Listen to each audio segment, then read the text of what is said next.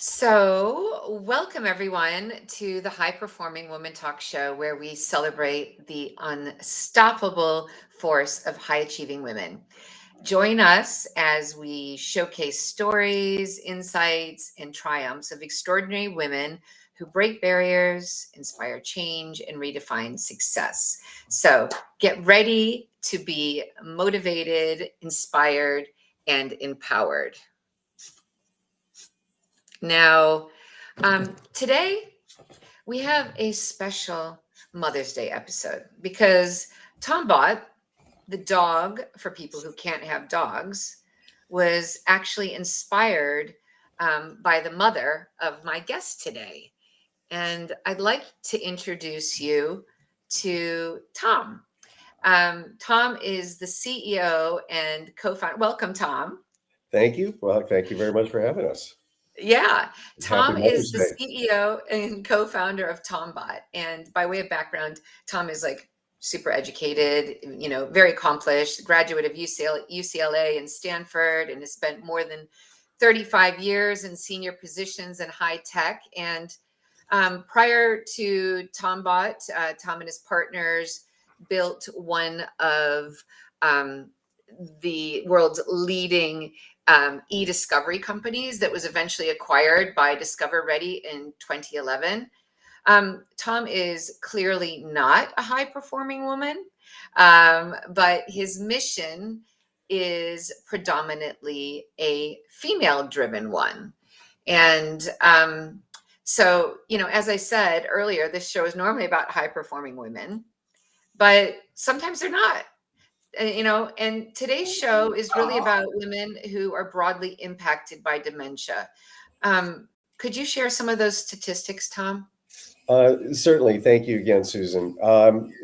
Dementia is a profoundly impactful disease on women. About two-thirds of all dementia cases, whether they're caused by Alzheimer's or Parkinson's or other diseases, about two-thirds of all cases are female. And about 83% of seniors with dementia live at home and are cared for by an unpaid family member who's most likely to be a daughter or daughter-in-law. It's thought that over 80% of caregivers, care workers are female. And then, of course, women, as men and women age, women are far more likely to live alone and be at risk of social isolation and severe loneliness. About 44% of women 75 years and up live alone, and that's about twice the rate of men of the same age. Wow. Okay. So this is a female problem. This is a big issue. So I did say that this was the Mother's Day episode. And I've heard this story again before, but could you please tell the story about how your mother came to be the inspiration for TomBot? Sure. Thank you for asking. So my mother was a high-performing woman. She was multiple master's degrees, special education teacher, uh, kind of person that would do anything for anybody. Of course, the kind of person that would ask anybody to do anything for her too. That was just the world that I grew up in. But you may have noticed that there are some tennis rackets behind me. My mother was a very good athlete. A couple of those rackets are from her youth. The others are from my youth. And so we had a very close relationship. My mom was the outgoing social person in the family. My dad was more of the bookworm. And I took much more after my mother. Um, Unfortunately, in 2011, she was diagnosed with Alzheimer's dementia. And I had to make a number of very difficult decisions on her behalf. And by far the worst was realizing she could no longer safely care for her 2-year-old golden doodle. I grew up with animals. I'm a huge animal fan. Growing up outside Los Angeles, we had horses, ducks, geese, chickens, other birds, but also dogs and cats. Always had a menagerie of animals around us. And my mother, despite being very social, really relied on those animals for companionship as well. Taking away her last dog was just devastating for her. And she was furious with me. Every day was, where's my dog? Why can't I have my dog? When am I getting my dog back? Really just out of motivation to salvage my relationship with her, I started looking around for substitutes for live animal companions. She hated everything that I brought home. And so I realized that there was a large gap in the marketplace. That launched me on ultimately what became a multi-year research and education journey, culminating in that master's degree from Stanford University. And along the way, I learned that story was shared with tens of millions of other women with dementia, and well over a billion people in total that suffer from some form of serious mental or physical health adversity. And for many of them, those health adversities limit their ability to successfully care for a lot. I'm here. I beg your pardon. My battery is running low. No worries. Sorry about that. No, keep Jennie. telling your story.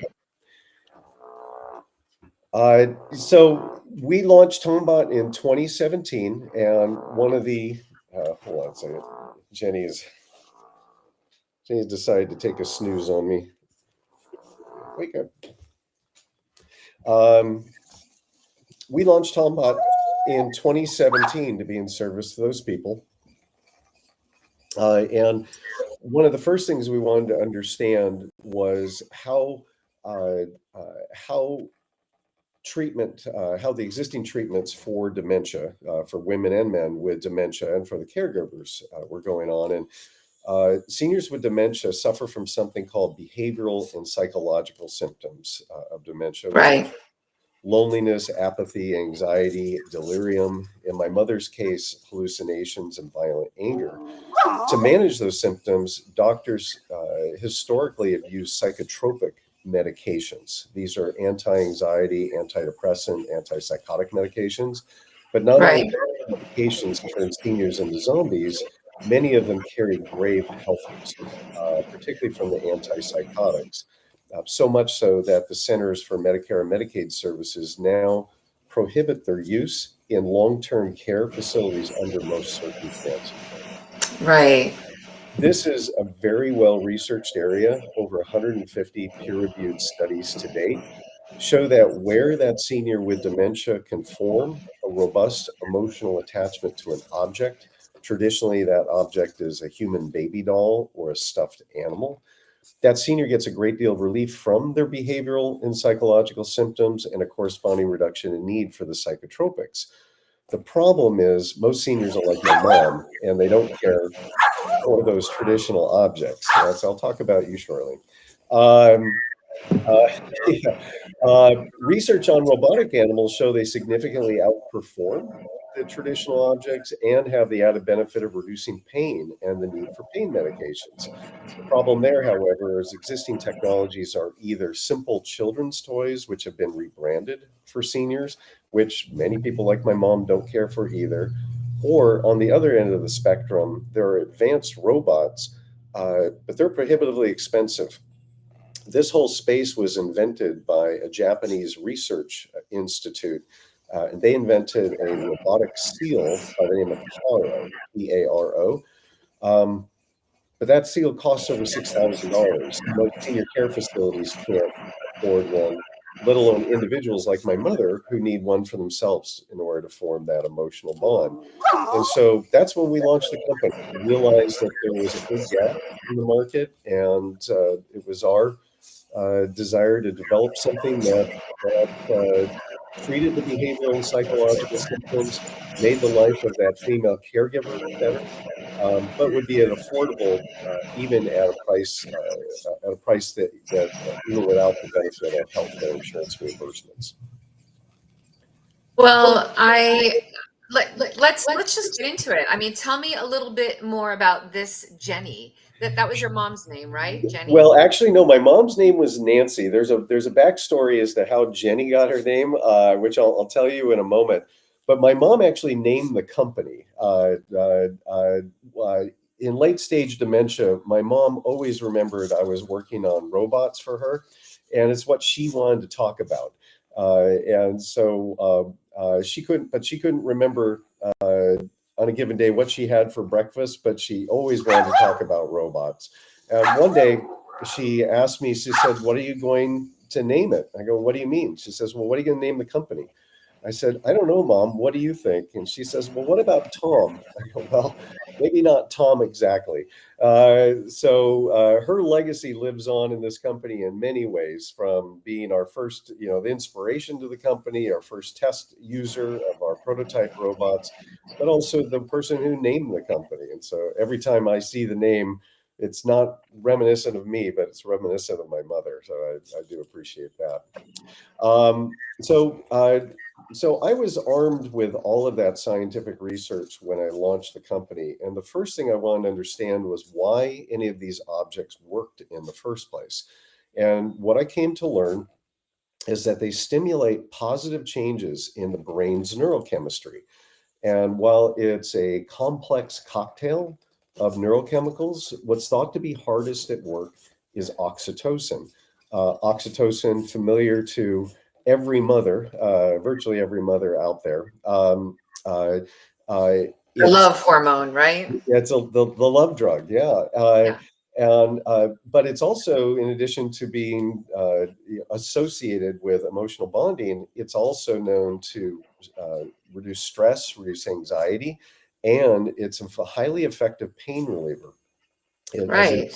It interacts directly For with our. women who have just given childbirth, right? Exactly right. So it's most commonly seen in a mother giving birth to a child so that she can forget about all that terrible pain she just went through and focus all of her attention on that needy baby.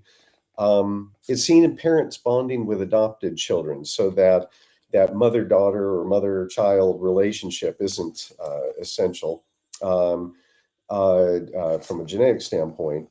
And it's also seen in humans interacting with live animals. And most of the research has been done with dogs. But for my mom and millions of other seniors like her, those relationships aren't safe, practical, or readily available. So our mission became to develop a better emotional attachment object, one that consistently stimulated those positive changes in the brain's neurochemistry, but would also be affordable at a price that most people could afford, even without the benefit of the health insurance. We studied with over 700 seniors with dementia, and about two-thirds of those were female. That's a good sized study. Very, very fortunate through my mother that we were able to access senior care professionals who really wanted to help us. So 3 rounds of customer studies. We developed 5 generations of high fidelity prototypes. Jennie here is the 5th generation. And what we learned is that seniors have a very strong preference for realism. Realism, first of all, in objects of which they're already familiar. So dogs and cats, as opposed to wild animals or fictitious creatures. And then secondly, the more realistic, the better. Realism in terms of appearance, realism in texture, but most importantly, realism in terms of behaviors. We teamed up with Jim Henson's Creature Shop, the wonderful people behind the Muppets and Sesame Street. Oh, And brilliant. What yeah, a great idea. with their help doing our artistic design, we're building what we believe to be are the world's most realistic robotic animals. They're scientifically designed to stimulate emotional attachment through those changes. And then once in place, we become a unique platform for monitoring those seniors for safety and health, and monitoring them in a way that they want and not something that's imposed on them like a granny cam. So it's basically a medical device. It is a medical device. So we have sort of two-prong product lines. One is a consumer health tech device. So think Apple smartwatch or the Oura ring. And then the other is FDA medical device. Our product will be used in hospitals, skilled nursing facilities to treat patients for various mental health, behavioral health interventions. And ultimately, we hope to have Centers for Medicare and Medicaid Services participating with the payment. Wow, that's incredible. And so, um, where are you? Where are you with the availability right now? Can people just buy one directly and pay for it? And yeah. Soon. We have a wait list right now on our website. We're asking, there's no obligation with that wait list. People can sign up just to get a place in line. We will ask people to prepay their orders later this year. And we expect to ship first customer shipments in early to mid 2025.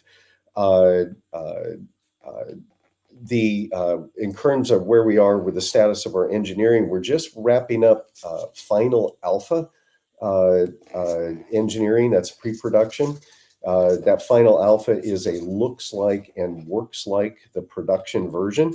As great as Jennie looks here and works here, we actually needed something better than her in terms of durability, survivability in real world environments, also ease of manufacturing. She very challenging product to put together for our customer studies.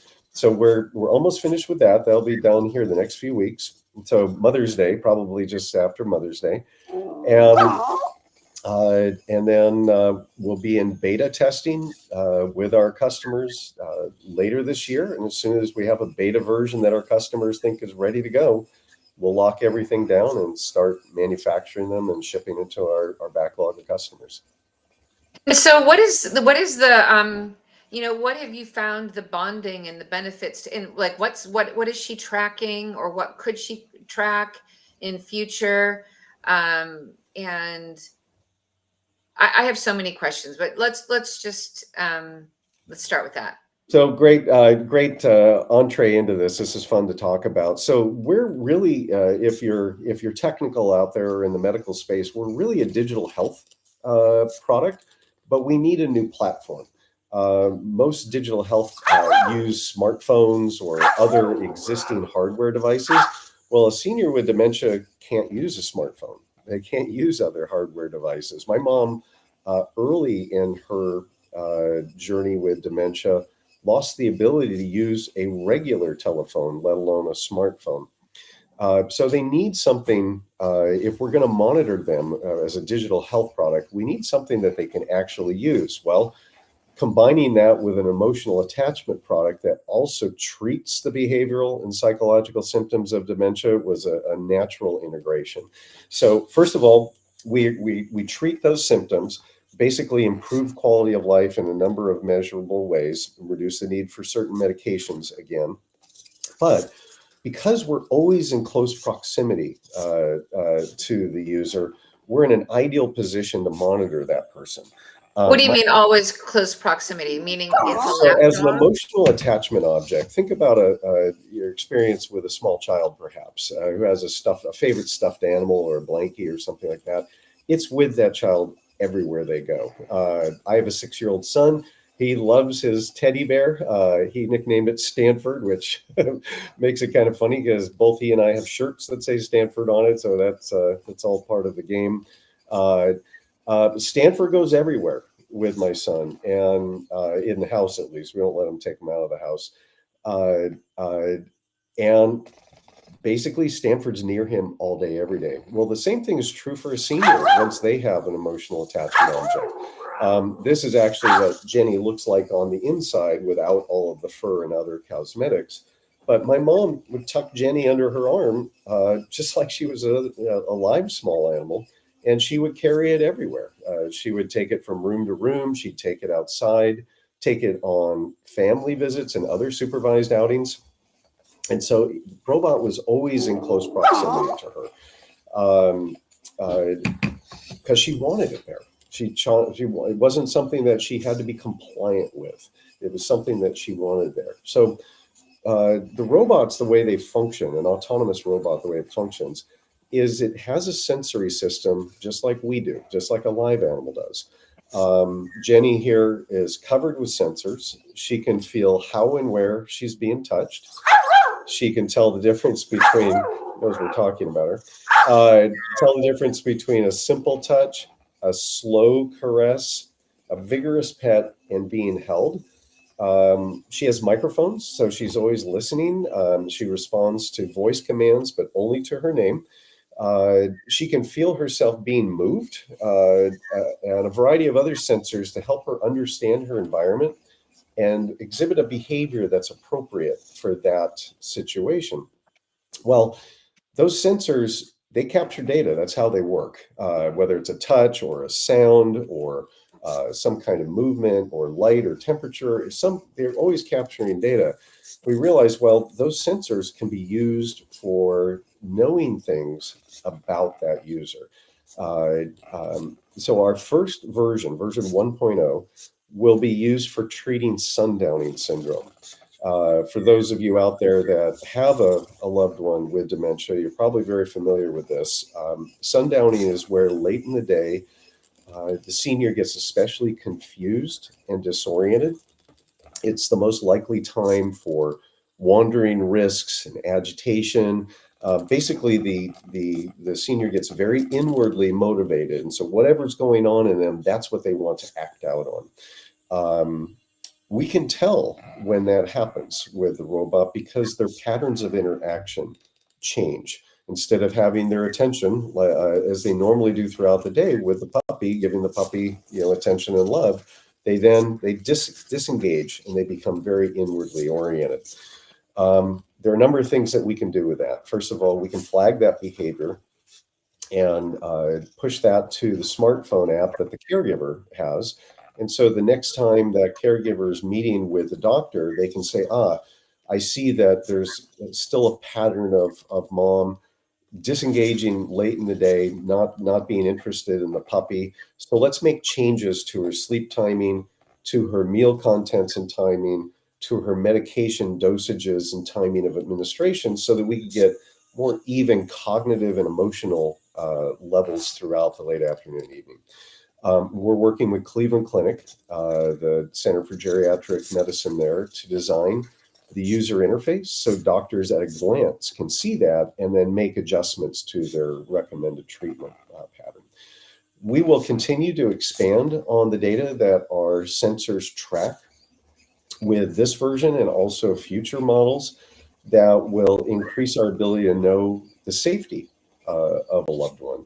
I Often, imagine a bit of AI will come into this, well, and we've got AI in our first one, but it will be an expanded application of the AI. So exactly right. like So predictive behavior, et cetera, right? that's right. So is mom been sitting in the same position for a really long time? Is she on the floor? Has she been in the bathroom in especially a long time? Did she walk out the door and not come back? Before somebody gets that 24-hour, 7-day-a-week care from a family member, a loved one, they're usually more dangerous. It's one of the many difficult decisions that we as family members make on behalf of our loved one as we notice they're slipping.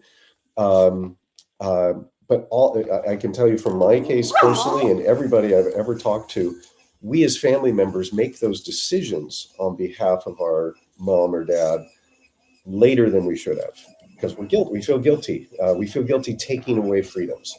So my mom continued to live independently, even though she wasn't safe to do so.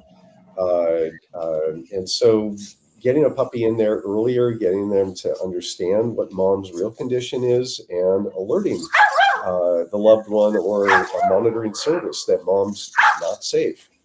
And then ultimately we'll have this the typical biometric uh, uh, data for vital signs. So things like heart rate, heart arrhythmia, blood oxygen saturation levels, respirations, blood pressure, glucose monitoring, things of that sort, all captured from the robot. Not in our first model. This will be, in future items, but our vision is to be able to provide a real resource, not just to the user, but to those family members that care of that user so they can really understand mom's condition. Yeah, and not only just understand it, but I can imagine, if, with the oxytocin, it keeps them calm, keeps them less lonely, have less pain. I bet that provides a lot of respite for the caregiver as well. Oh, what a great question. The impact on the caregiver is just tremendous. My mom, when our caregiver would turn her back, would go in the kitchen and stick forks and knives on plates and stick them in the microwave oven. We smoke pouring out of the kitchen, and all the caregiver wanted to do was go start a load of laundry. And so it is meant as an emotional attachment object to not only soothe their behavioral psychological symptoms, but also to keep them occupied so that the caregiver can go to the bathroom or can start a load of laundry or make a phone call or maintain a part-time position while they continue to care for mom or dad. So we realize from my own personal experience that in order to be a high value resource, we need to not only be in service to the patient or user, we had to be in service to the care workers so that their life was easier, and to the doctors so that the information that they received was better, so they can make more accurate treatment And decisions. it's brilliant. It's like it's completing the chain. Yeah. So tell me, are you still raising money for this, right? We are. So we are a pre-revenue company. Once again, we're looking for shipments in early to mid 2025. Uh, we have raised over $9 million to date. We are finishing up a $6 million round, of which we've raised about 4.5 million of that. So there's about 1.5 million still remaining. And that will be sufficient to get us all the way through to first customer shipments and allow us to begin delivering our orders to our customers. So if anybody is interested, I'd love to hear from you. That's so exciting. It's just amazing. And what about other animals? Like there are some people that I think I don't know. I think I read somewhere that more people are dog people than cat people, but there are certainly some diehard cat people, aren't there? So we looking at the US, it's about 70-30. It's about 70% prefer a dog or are indifferent, and about 30% want a cat and are not indifferent. So we know that to service all the people that we wish, we'll need to also bring out a cat at some point in the future. But our plan is to offer multiple breeds of dogs and multiple species, basically the greatest hits types of animals, so that people can get something that they really want to care about. My son brought his toy poodle, his brand new 5-month-old toy poodle, to my daughter's birthday party last night, and she was the hit everywhere. I know that the little puppy was, and so people want different things. We started with a Labrador Retriever puppy for several reasons. First of all, our first product is modeled after an 8 to 10-week-old lab puppy. That's kind of a magic window for maximally cute, but still old enough that you're not afraid to touch it. So it's a sort of a magic window. We got all that information from doing a lot of literally hands-on studies with actual puppies, which was terrible work. No one should ever. Maximum cuteness. I love that. Yeah. Lab puppies are a certain size. You can see that Jennie is not tiny. She's not a Chihuahua. My hands are actual size. So you can see that she's big enough, and that allowed us to get all of the technology inside the puppy without having to cram it in there severely. And then also, labs come naturally in 4 different colors. They come naturally in yellow, black, chocolate, and a pale chocolate that's silver. It looks like that bluish gray fur that's into Weimaraners. It's really beautiful on the lab. And so we can offer a lot of options without changing breeds, but we also wish to offer other breeds. But our next major endeavor will be the cat. Oh, so we talked a lot about dementia, but this I can imagine has other applications. Maybe anxiety, loneliness in general, or what about PTSD? Like, autism? Like, what are some of the other applications? Yeah, great question. So once again, there are over 1 billion people that suffer from some severe mental or physical health adversity. And we want to continue to develop products that they want, that they'll form emotional attachments to, be able to serve as many of those people as possible. We already have pre-orders from people who want it for a different need. So children with autism, adolescents with severe anxiety, depression, suicide risk, adults with PTSD, bipolar, schizophrenia, and adults and seniors who live alone and are at risk of social isolation and severe loneliness. We don't know that our first model will be exactly what these people need. We haven't studied these other use indications formally. Once we get this product, heading in the right direction in terms of production, we'll begin working on our next customer segment. We want this always to be a healthcare device, not just a cool novelty thing. But we do believe that there are other customer segments where our first product to market will be a very good fit for them. I want one.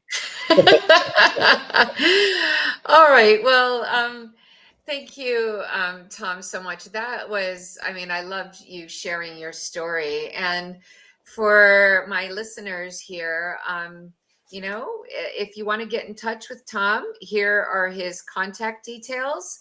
And if you would like to place an order, or if you would like to indeed invest in TomBot, this is the best place to get in touch with you, right? That's exactly right. So you can visit our website, which is tombot.com. But I'd be happy to get an email from anybody who would like to reach out to me. We receive emails 7 days a week from customers and investors, and I'm happy to respond to you at any time. So wonderful. Thank you, Tom. And happy Mother's Day to Nancy. And, best of luck with this. Thank you for what you're doing. Thank you so much for having us. Happy All right. Mother's Day. Bye, Jennie. Bye.